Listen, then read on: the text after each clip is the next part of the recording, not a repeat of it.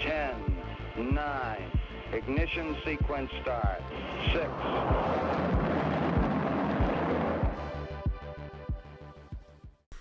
Hello, and welcome to Rocket Fuel, your daily update of everything that's happening in the Rocket Pool community. My name is Wak Wak Attack. Today is February 15th, and we've got today's episode for you, so let's get started. So we'll start with a rundown that there was Twitter Space yesterday. It featured Chris Bleck. So for those of you like me who didn't know who Chris Bleck was, he is influencer on Twitter, and he was made some comments a few weeks ago about being kind of upset that Rocket Pool was letting in centralized agencies onto the ODAO. So that sparked a bit of a discussion a few weeks ago. And then Chris Bleck came on to the spaces and shared some of his ideas. And Chris Bleck is also kind of known for having some controversial political opinions. So, but that I don't think he really delved into that too much. It was more about decentralization and protocols, about that kind of stuff. I didn't listen to the whole thing, but yeah, people in the community were talking about how it was definitely an interesting listen. So Mambo-san says, what I got was that everything sucks and nothing is decentralized enough. And other people were kind of like sharing memes of throwing gas on the fire, and how he's mentioned in the same kind of breath as Joe Rogan, Jordan Peterson, Alex Jones, BitBoy, Chris Bleck, etc. It's all the same rage bait culture war. So yeah. But anyway, moving on from the... Yeah, Yorick has this interesting comment. He says, interesting PR move. I'm thinking, why get someone like Chris Bleck? And then it strikes me, get someone who's critical of Rocket Pool, has reach, but is also batshit insane. Put him on Twitter Spaces Rocket Pool. Rocket Pool looks reasonable by default. Criticism defanged, not by amazing argument, but by showing that the other side is crazy. So, yeah. But moving on from that, though, the more serious part of the call was the immediate post Chris Bleck part. So from around 40 minutes onwards, there were some really interesting tidbits that were revealed. One of them was that the latest audit had a critical finding in it, and the fixes are already in and returned to auditors for verification. The deployment to Goali's scheduled to go next week, if everything goes well. So if you want to take part in the testing of Atlas, make sure that your Goalie node is synced, and it'll be open for everyone to test. And then the team is also releasing a Medium article talking about everything that's going to be in Atlas, either at the end of this week or the beginning of next week, and I will definitely cover that on Rocket Fuel. And there'll be information about the Immunify bounty bug bounty for Atlas next week as well, at the end of next week. So things are definitely happening. I'm just hoping that we can get it all done before Shanghai. Okay, so moving on from that, you can go back and listen to that if you want. If you're not interested in Chris Bleck, then the main stuff starts from about 40 minutes onwards, and then it ends with an update of the Reddit space that we talked about in yesterday's episode. So that's there too. Okay, so Marceau in October kind of shared a little bit of his bull thesis for the RPL token. And it was in response to Not Satoshi saying that RPL token could go to $145,000 in 2030.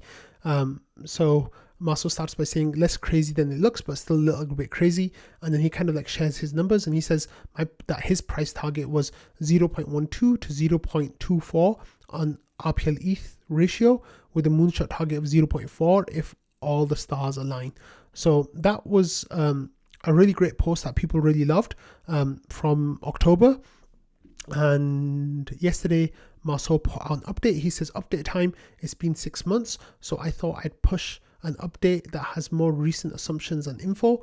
So let's have a look at the update. Sorry if you can't see all of it, but I'll kind of describe what I'm seeing.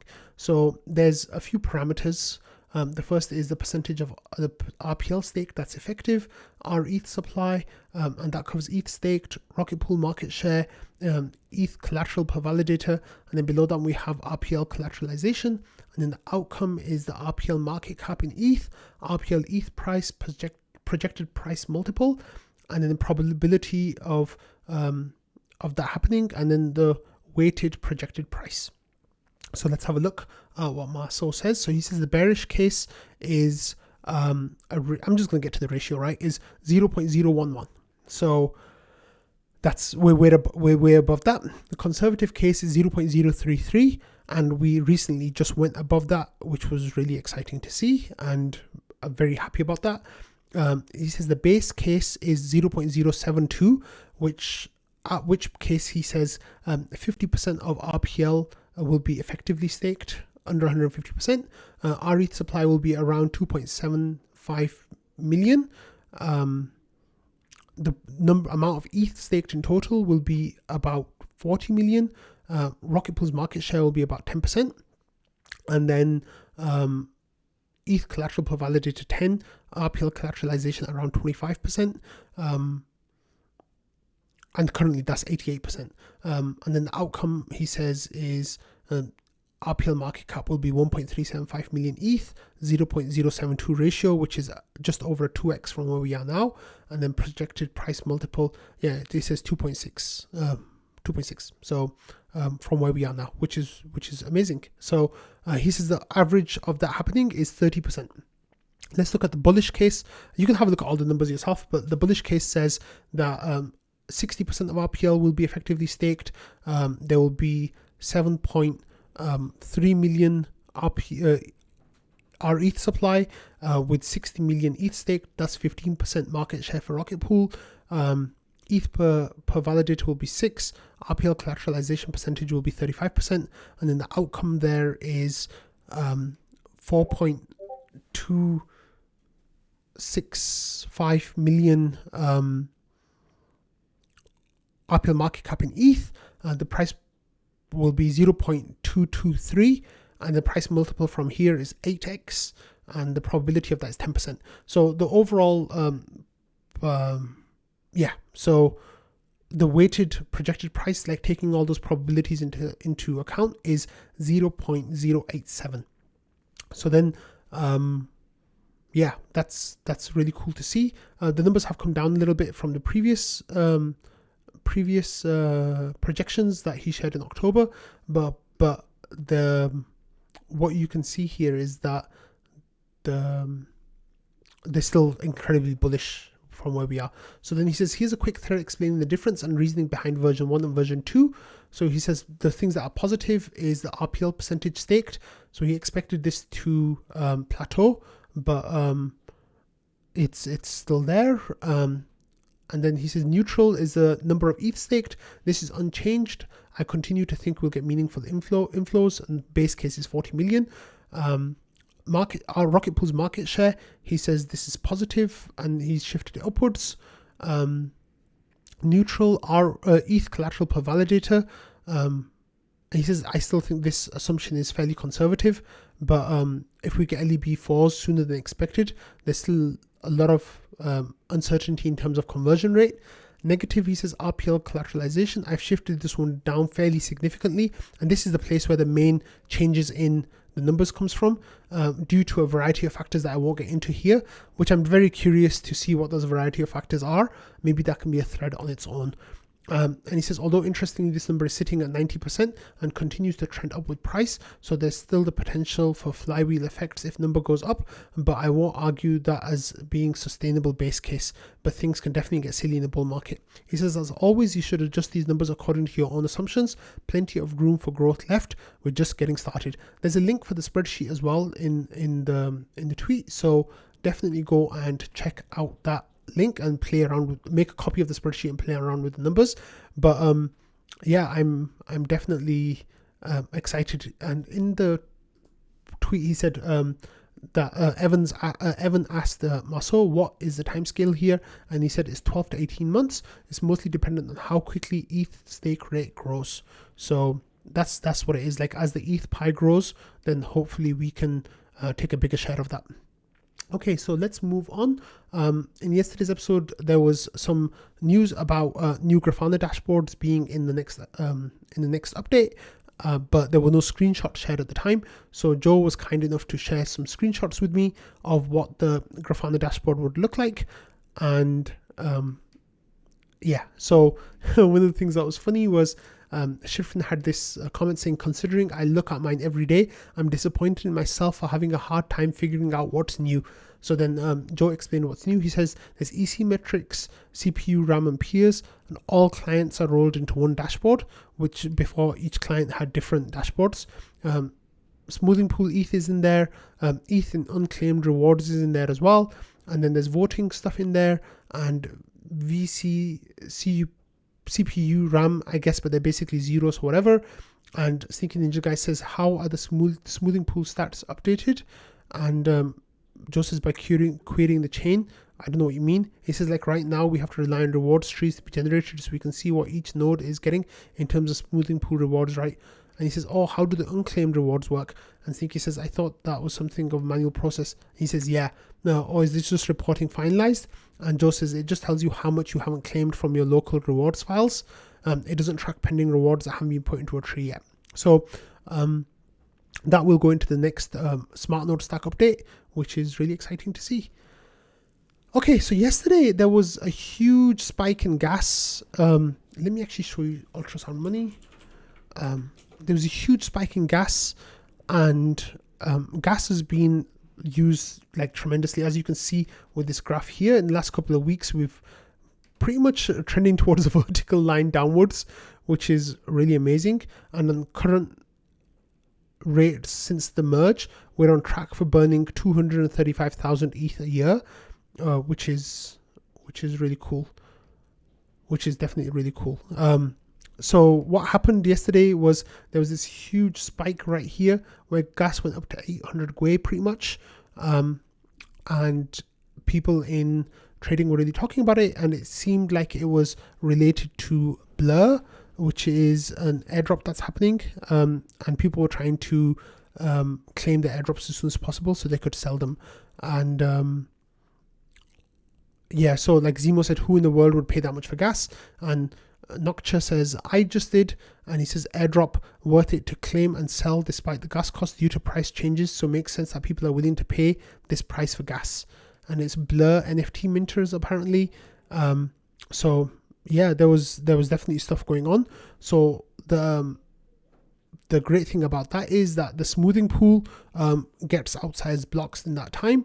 So today is the last day of the smoothing pool. There's just 16 hours to go for it, and we have 257 ETH in the smoothing pool, which is just less than 10 ETH a day, which is actually a pretty decent turnout considering we're supposed to be in the bear market. And we're getting pretty good rate of return here.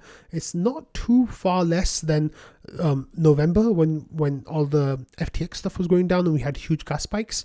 We burned just a tiny bit less per day than that period, which was a big burn period. So of course, as demand for block space increases, gas prices increase, and then people use more MEV and pay more in tips to get their blocks included earlier. Although the tips thing is kind of, I think, doesn't fluctuate that much, but the MEV stuff definitely, like, as people want to do things more quickly, they'll pay more to get that done, and then it creates opportunities for MEV and stuff to happen. So the performance this month of the smoothing pool has been quite good, and that's really great to see that it's rewards night tonight. So it'll be a nice one for most people.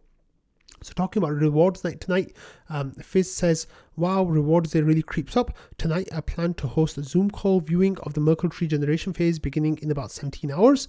It'll be around 12:30 I think Eastern time, 12:30 a.m. Eastern time I think. And he says we'll be using Hodge's tool to guess the order of the ODAO Merkle tree submissions with a 5 RPL price for the winner. Hodge, can you reintroduce the tool? So then Hodge comes back and he says, sure, for the ODAO tree gen game, the link to the tool is here, and then there's a link to his website, which we'll have a look at.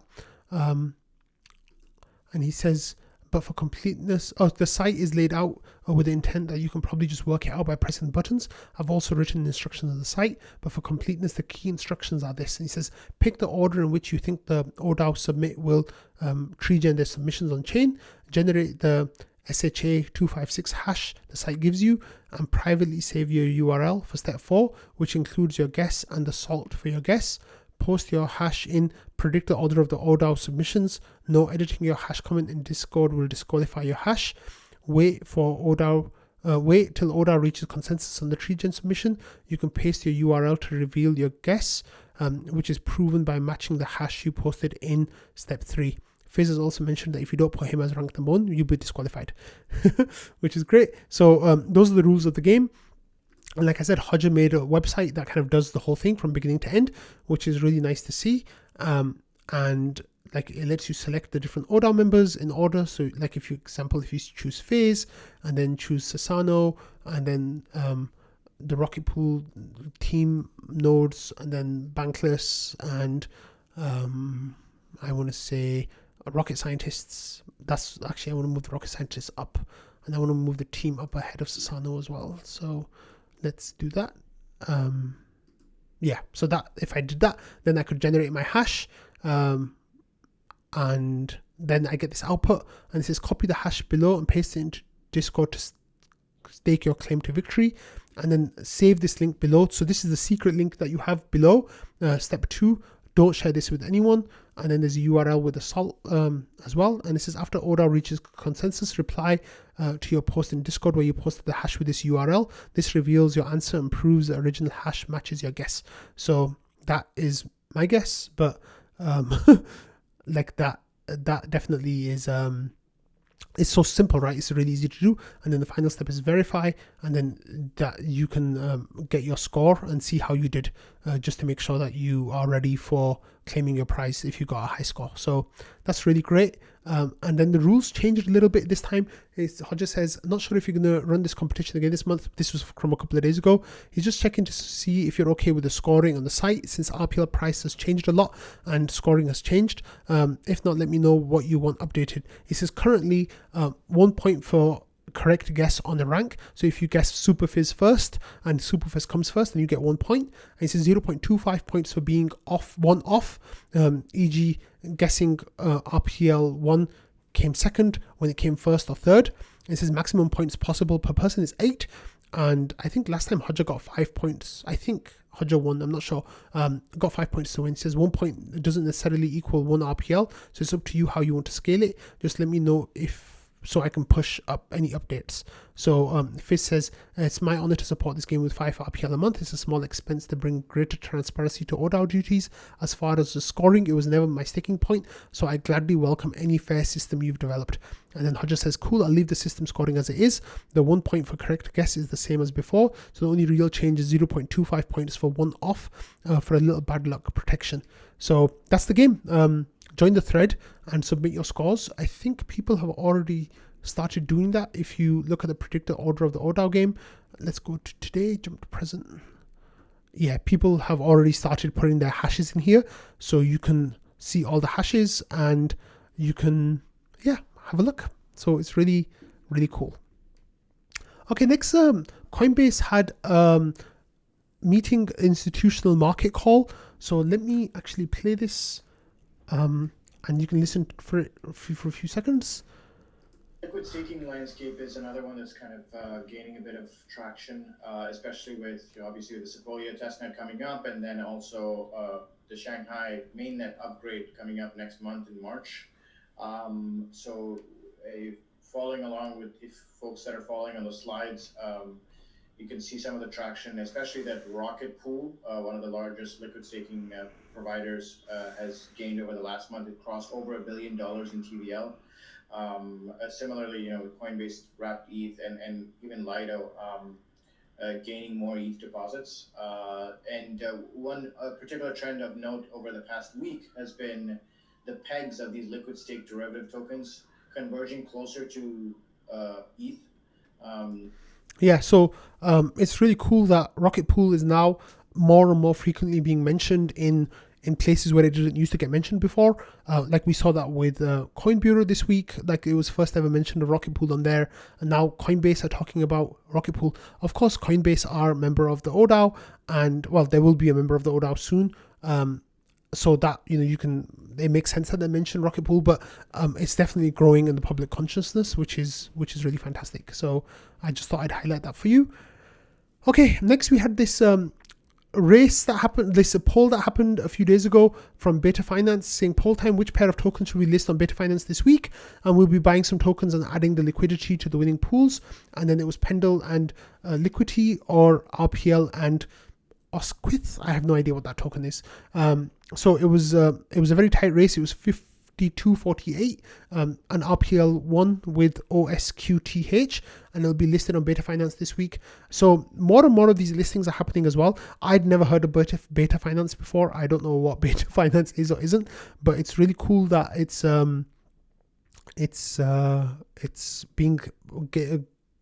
being listed in more and more places, because it definitely adds legitimacy to RPL. So that's really cool to see. Yesterday, this was like one of the main stories. We were still talking about the fallout from Kraken and all that kind of stuff, but I've kind of moved it down the list at the moment, because if it becomes more relevant again, I'll move it back to the top of the list. But there was this tweet from Eleanor Terrett that came out yesterday, who says, Scoop, the SEC Gov has issued a Wells notice to a handful of US stablecoin companies, including Circle, ordering to cease and desist sales of unregistered securities. Companies will have the chance to dispute, litigate the actions allegations before actions are brought. So this tweet already, like instantly, like Jasper says, seems fake. Source is BS. And Dib-z says she's been right about everything else, seems to have good sources. And that discussion went kind of back and forth, where people were like calling out her sources.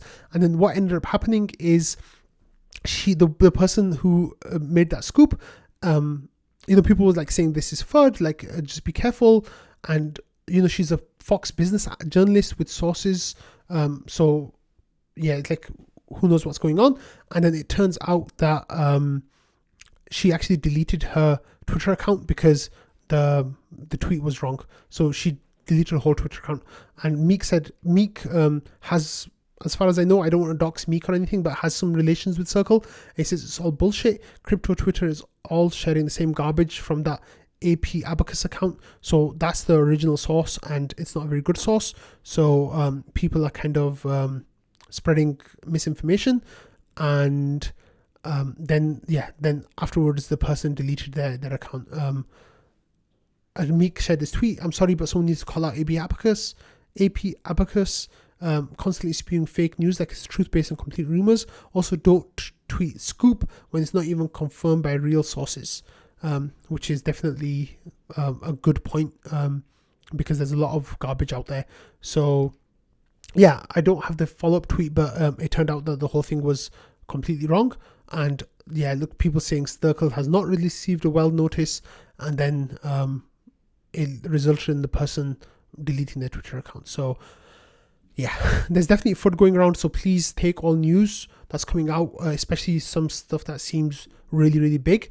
Like, just wait a second and get it verified before you react to it. So Eleanor Terrett says, here is a response from Circle. I went with the word of several trusted sources on this. I apologize for the mistake. So she claimed that she was wrong, and then she ended up deleting her Twitter account. So yeah. Okay, finally, I'm going to end with something that has been an issue for a while, and it's my pronunciation of Dib-z. See, so this, yeah. Sometimes when you read a word and you don't properly read it, especially with names, I guess, on Discord, you don't properly read it. You just kind of like remember the pattern and not necessarily the sound it makes. Well, I got the wrong sound in my head for Dib-z's name.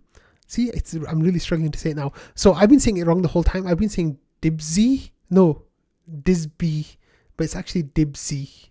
So sorry about that. Like, I feel like Anthony Sassano now, but That's really bad, I know, and I'm really sorry about that. I've been saying it for such a long time, and Dib-z's been too kind to correct my pronunciation. But Sneaky Ninja Guy says this is what's made me hesitate to question Wax pronunciation of Dib-z,